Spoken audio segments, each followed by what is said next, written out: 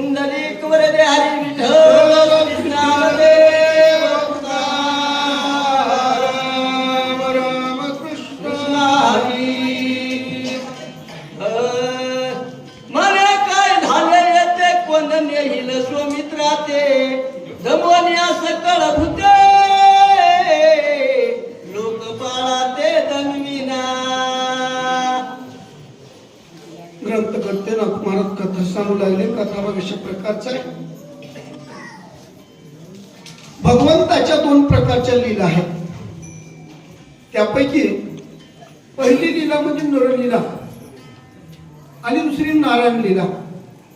त्या नारायण लीलेमध्ये ज्यावेळेस रामचंद्र प्रभू प्रविष्ट झाले, क्रोध आवेश ज्याला म्हटलं जातं, क्रोधामध्ये प्रभू रामचंद्र सांगणार, हे काय झालं, मला रडतो का?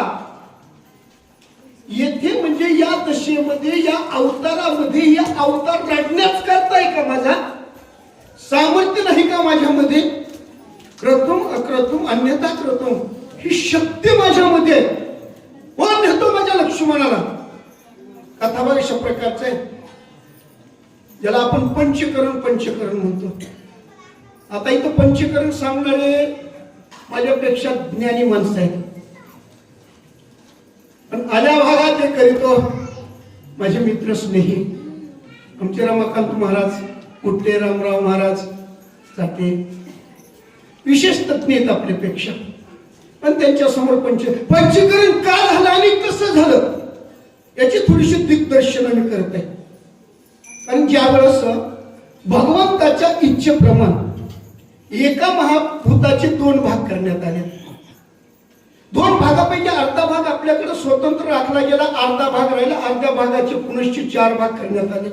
एक अष्टमोश ज्याला म्हटलं जातं, तत्वरूपानं सांगितलं जातं. त्यानं त्याच्या आपल्याकडचा त्याला द्यायचा, त्याच्याकडचा त्याला द्यायचा. अर्ध्या भागामध्ये त्याला तत्व म्हटलं जातं.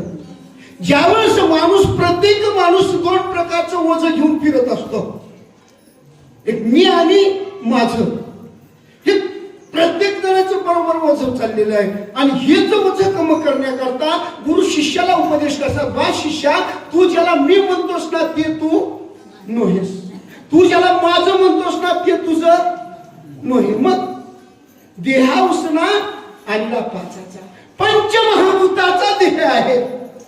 पृथ्वी, आप, तेज, वायू आणि आकाश. प्रभू रामचंद्र सांगतात त्या पंचमहाभूताने माझ्या लक्ष्मणाबरोबर विरोध केलेला आहे. काय करीन? लोकपाळासहित पंचमहाभूताचं दमन करण्याची